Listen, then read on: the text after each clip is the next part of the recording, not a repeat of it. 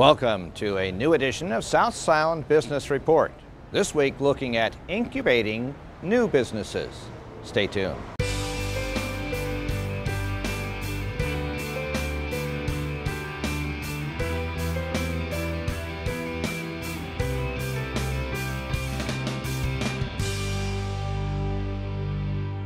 Hello, I'm Jeff Rounds. Thanks for joining us. And thank you also to Puget Sound Energy for sponsoring the South Sound Business Report. In his recent proclamation, President Obama paid tribute to 27 million small businesses in this country that together are credited with creating 2 out of every 3 new jobs. It's also said that half of all American workers either own a small business or work for one. Today's episode of our program begins at Thurston County Small Business Incubator, where co-host Holly Smith-Peterson meets some of the entrepreneurs that may hold our hope for an economic revival. Corey Lopardi started Pardiman Productions, a multimedia production company, in 2003. In 2010, he came to the Business Incubator of Thurston County. Tell us how you came to be here. Well, actually, David Shaffert invited me to come check out the incubator, be a part of it. I'd already been a member of the chamber for a number of years, and I was looking for space to expand, to bring on employees and things like that. So. And are you a one-man production, or how many people do you have? No, actually, we vary anywhere from 2 to 4, depending on the time of year. And right now, we have 4 people here. So. And what kinds of advantages have you found through using the incubator? Well, the nice thing about the incubator is it's a shared space, shared services. So, we're out and about doing shoots and things like that, but there's always somebody here if somebody needs to drop something off, pick something up, as well as, printer services, spaces for meetings, things like that. And I know that you mentioned the incubator has helped you make a lot of different connections. Tell us some of the connections that it's helped you with. Well, the first week I was here in the incubator, one of my regular clients that I still have, we picked up because they came through here checking out the chamber, checking out the space. And then we've had shared events here where the incubator's been able to bring people in, and we've been able to pick up customers like that. But there's also, services, consulting services, business services that we've been able to take advantage of, workshops and things like that. And so they've been good to help us grow. What kinds of things has the incubator helped you with? Being a multimedia company, there's other basic duties. What sorts of things have they taken off your hands, such as accounting, I think you had mentioned? Well, actually, they don't do the accounting, but they connect you to people. Yes. Yeah. So the Business Incubator and the Chamber has helped to connect me to organizations that have given me the opportunity for government contracts, to take care of, some of our accounting needs. They have a regular marketing workshop that I've been a part of that helps small businesses, solve some of those problems they may have in marketing. So they really offer a cadre of support services and things for businesses that are growing, expanding, or just starting out. So it's not just the links that you're making as a business owner, but it's also a way of educating yourself? Sure, yeah. There's ways that we pick up information and find out things that I didn't know about or had questions on. Yeah.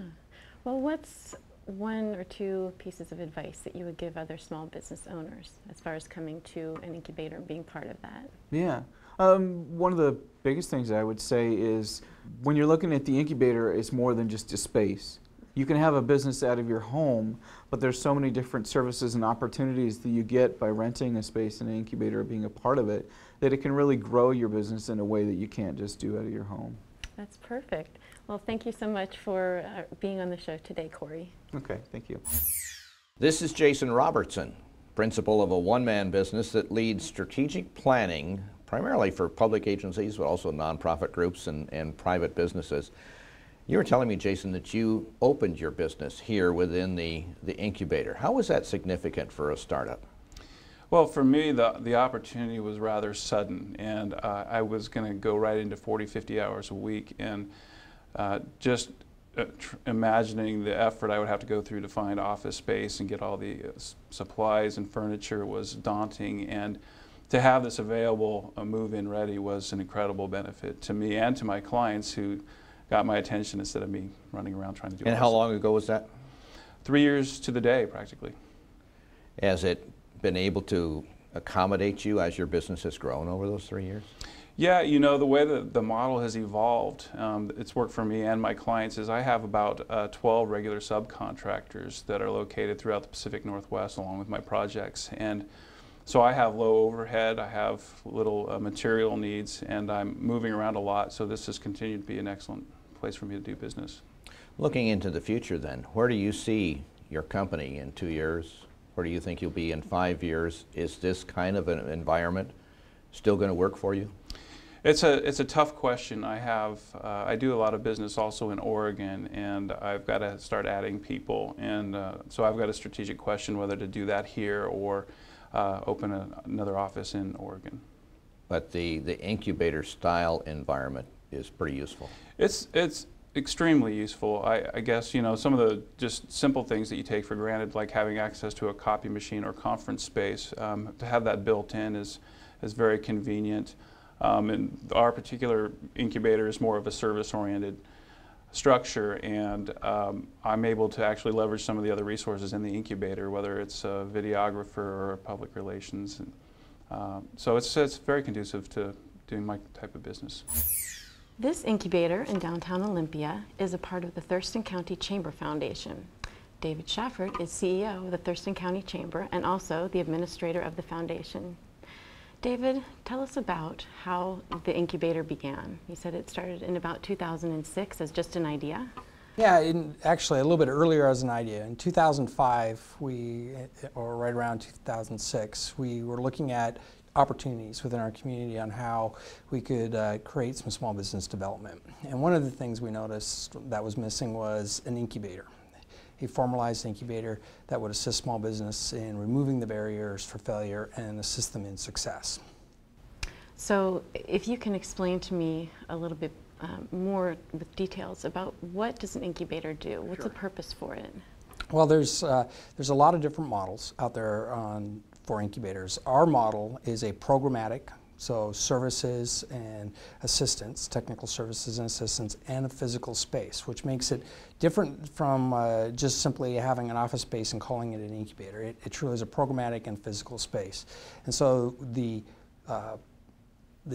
programmatic side are those sorts of things that either emerging or expanding businesses may need to be paying attention to. So if there are new, such as legal, accounting, bookkeeping, there may be tax implications that they need to keep their minds on. There may be just general business consultation as well.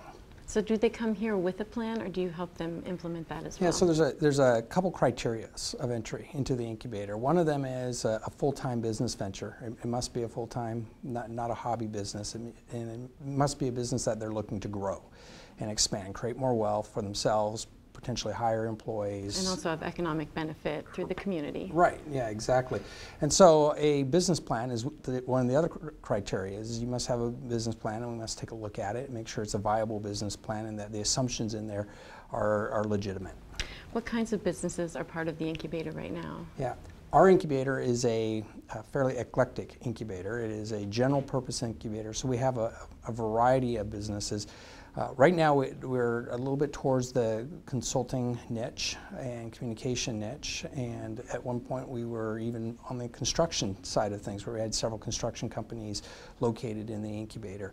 Right now we have anything from individuals that are assisting in franchise purchasing of businesses in a franchise company to someone who does communications and consulting to governments. So it sounds like the incubator is inclusive of many different types of businesses in Thurston County. Well, David, thank you so much for your time with us. Little cars like this one can be seen zipping around the neighborhoods of Thurston County. They carry visiting angels on their rounds. Their missions are part of a strategy that helps more senior citizens stay in their own homes rather than becoming residents of a nursing home or retirement center. Welcome to Kelly Smith Chambers and Jeff Chambers, the owners of Visiting Angels. And that's Visiting Angels of Thurston County, also Pierce County. Pierce County, right? And another location in Oregon. Yes. Can you give me a snapshot? Now, I talked about helping senior citizens stay in their homes. What does that mean? Well, I think that our care kind of falls into 3 categories a lot of times. Rehab, folks that have had a illness or a hospitalization and they need some help in order to get back to 100% where they were. So we go in and do that. We do a lot of end-of-life care. So if somebody is on hospice, we kind of supplement the care that hospice gives. So we do night shifts, we take care of bedbound clients. And then we do a lot of dementia care. Somebody just needs extra help to stay in their home safely. They need somebody to do the grocery shopping, go down to the basement to do the laundry. We do that kind of stuff. We put their groceries away. Now, a very interesting story about your startup businesses, because you were explaining to me that, Kelly, you had the Visiting Angels franchise in Tacoma, and Jeff, yours was in Oregon? Yes. In Newburgh. Newburgh, Oregon. You met at a training session or a business conference of Visiting Angels? We met at a home care and hospice conference down in Phoenix. And it developed from there? Yeah. We had some mutual friends, and so I ended up kind of hanging out, and I thought, this guy likes football. He's and then some after-hours conversations, and yeah. So you incubated, in effect, sure, a third business operation here in Olympia. Is that how it happened? When we started here, as soon as I was able to convince her to marry me, we thought we needed to again plan for our future, and thought an expansion into Thurston County was logical and very much needed. And did this working space fit what you were looking for? It was a terrific opportunity to become part of the incubator. The Thurston County Chamber being located here provided access to what is a very close-knit community, and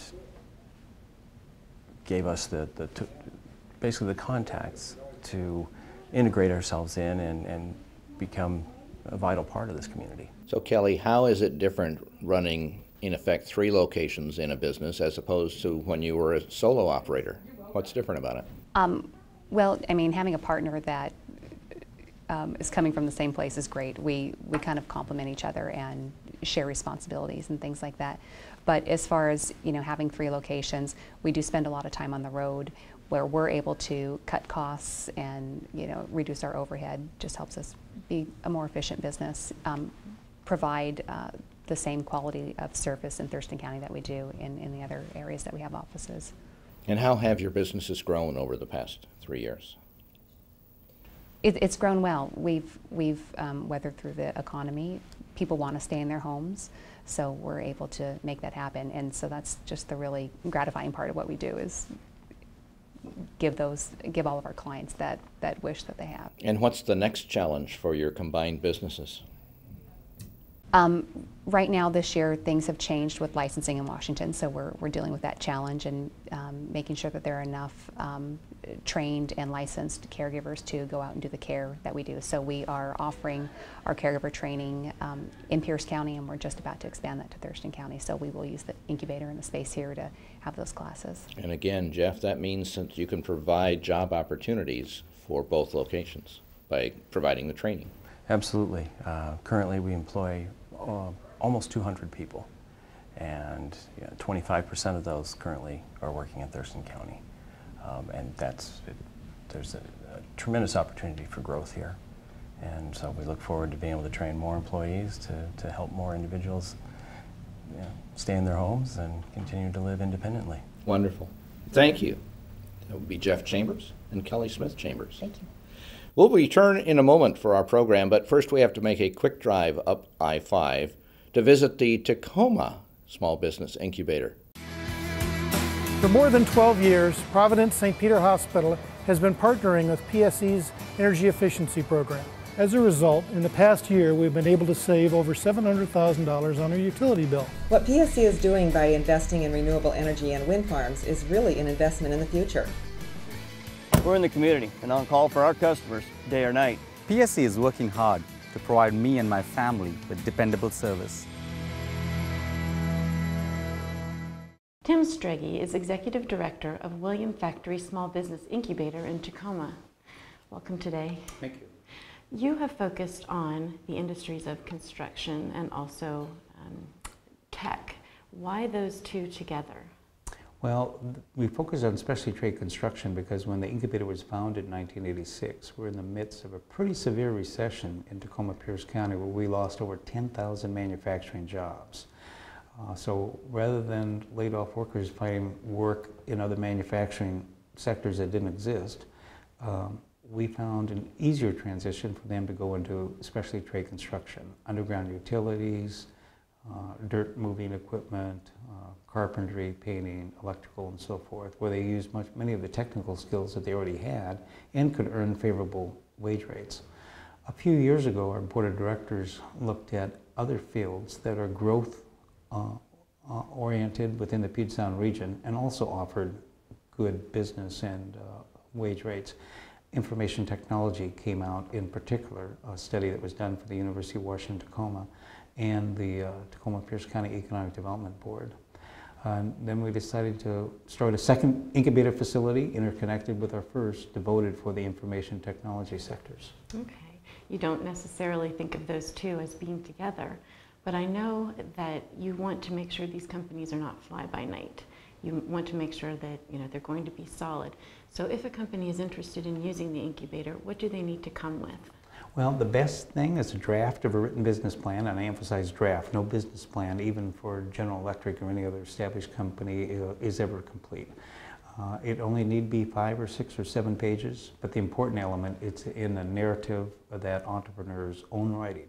They describe their product or service, why it's better than anything else available out there, how their personal background relates to that particular product or service, so they have some expertise in the area. A discussion of the geographic territory that they intend to market the product or service, a little bit about the pricing and the strategy to take a profit and to put it back into the company for equipment, additional marketing, and enhance the company's cash flow. And then there's a pretty comprehensive interview process involved in that, because you want to make sure that these companies can stair-step their progress. You're correct. It's partly self-selection, because some companies that don't want to go through a business plan, don't want to go through an interview, don't want to present their personal credentials for us, may be more risky. So we look to those companies that are the best prepared to go into business. They're the most likely ones to succeed. Well, thank you, Tim, for being with us today and for taking this incubator to a higher level. eDiscovery Cloud is a newer small business operating in the information technology sector here at the William M. Factory Small Business Incubator. And Jeff Goodwin, can you explain what your company does? Our company is involved in litigation support services. We organize and analyze electronically stored information by converting it into searchable text and running it through our search engine databases and our keyword clustering engines to take large volumes of information and find the relevant data, the needle in the haystack, if you will.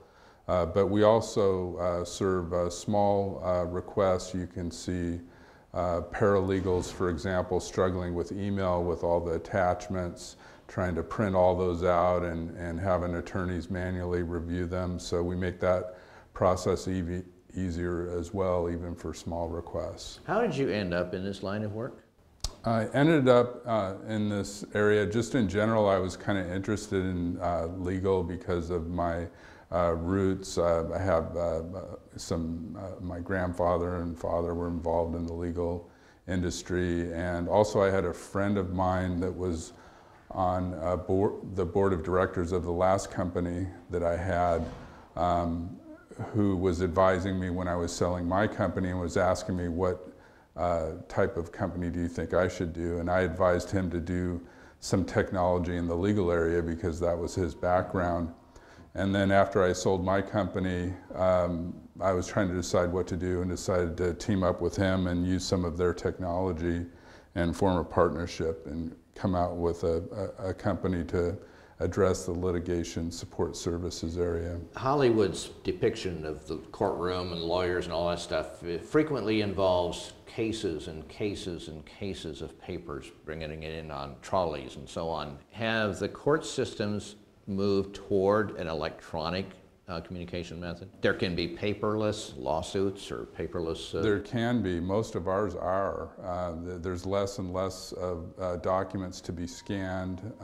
It's more and more email, loose files such as Word and Office documents, primarily in civil litigation, and then you know, criminal investigation, going in and doing forensic analysis, finding browser histories that have been deleted, chat logs that have passwords that need to be decrypted and things like that. What about the incubator is valuable to your company, eDiscovery Cloud? What do you get here?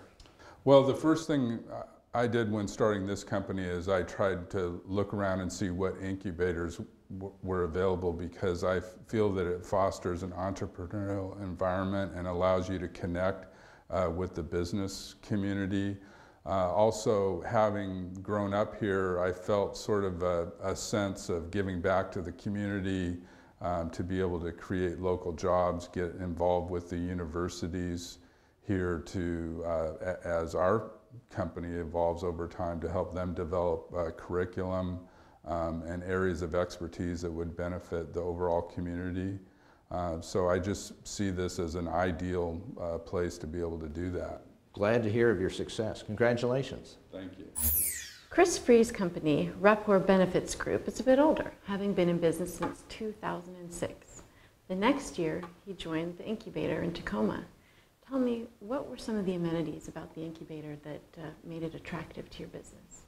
Oh wow, you know, it's a really long list, but I try to kind of sum it up into two things. One, there are some real economies of scale that you get by coming to the incubator that are accessible by large businesses that have the money to invest in their own infrastructure. But when it comes to small business, it can be very difficult to put in things like a $10,000 printer to get your printing costs down, for example. So the incubator makes a lot of those things accessible as far as technology resources, and other things that make it a lot easier for a small business to get on their feet. Maybe more importantly though, I think as far as the incubator is concerned, is the less tangible environment here. It's a small business environment. The people here are really interested in seeing each other succeed. There's really not a lot of competition between the kinds of businesses that are here.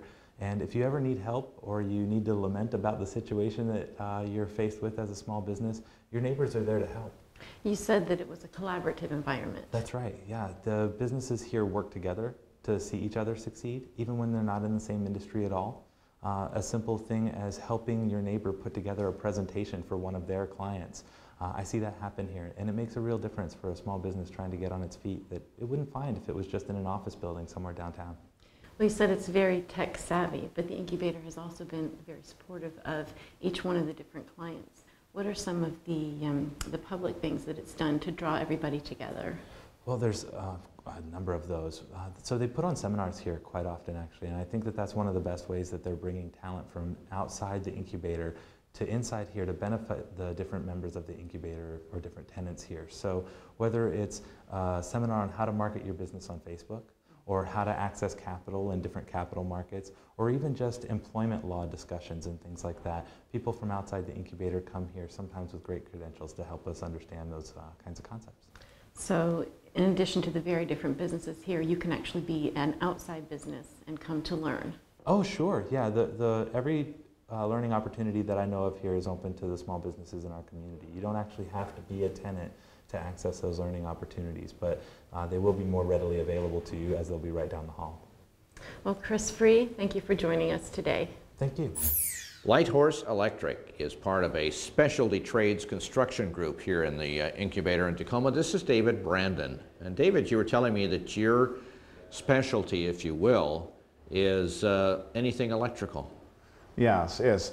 Lighthorse is a full-service commercial residential electrical company, as well as I am Native American, Muskogee Creek tribe out of Oklahoma. So we are a minority company, as well as I'm a veteran. That's what it's about, isn't it? Right. Finding work and having work lined up out in front of you. How does it help you in finding that work to be within an incubator space? The incubator here for me has helped me. It puts me right in, it centralizes because this building is just full of contractors. And so the networking for me it's beautiful in here. I mean, people that buzz around here, the people talking, the jobs that are going on. The incubator brings in outside entity as far as larger construction companies, and they tell what projects they're doing. They bring in the federal people and let us know what's going on the federal side. So right now, my emphasis is more in native country and in the federal government because right now, because of the casinos, the natives are building all kinds of stuff, and the government is spending. So we're looking at projects on the base and staying in native country, and so far it's been working really good for me. Where do you think your company, Lighthorse Electric, will be in a couple of years? Right now,